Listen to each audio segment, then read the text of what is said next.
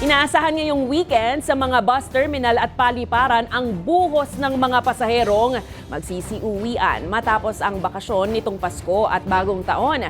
Pero ilan sa ating mga kababayan bumiyahe na ng mas maaga upang makaiwas sa siksikan. Ang balitang A to Z ni Ace Cruz. Biyernes ng umaga, hinatid na ni Benjamin ang kanyang mag-iina sa PTEX para sa biyahe pauwi ng Mindoro matapos ang bakasyon nitong Pasko at Bagong Taon. Mas mainam na kanyang maaga kaysa makipagsabayan pa sa dagsa ng mga pasahero. Mas traffic po kasi pag sumabay pa sila sa uwi. May bata pa po tapos may bagahe pa po.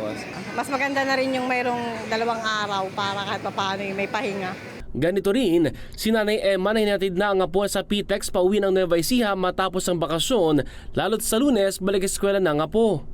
Mahirap magbiyahe pag traffic matagal. Pipila. Marami kasi akong ginagawa kaya gusto ko madalian lang. As of 5 p.m. ngayong Biyernes, higit 100,000 na ang dumagsa sa PTEX. Pero sa weekend pa inaasahan ang peak ng dagsa ng mga magbabalikan sa Maynila. Starting tomorrow until Monday na baka abot tayo ng at least 180,000 to 200,000.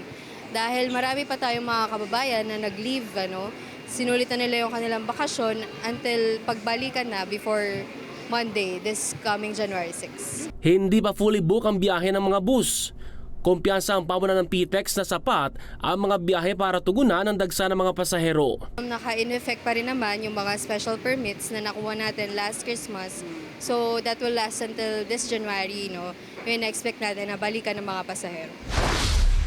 Sa NAIA Terminal 2 nagsimula ng dumating mga biyahero. Gaya ng balikbayan si Teresa na balik Maynila na mula sa ilang linggong bakasyon sa Naga City. Okay naman siya, but then it feels good to be home, At least once a year, umuwi kami. Paskong Pinoy is masaya with family.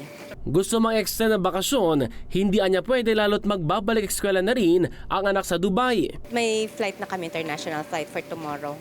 Early morning ang flight namin, and then evening nasa Dubai na kami. Sa datos ng Manila International Airport Authority o MIAA, nitong pagpasok ng bagong taon, pumalo sa lagpas 70,000 ang passenger arrivals.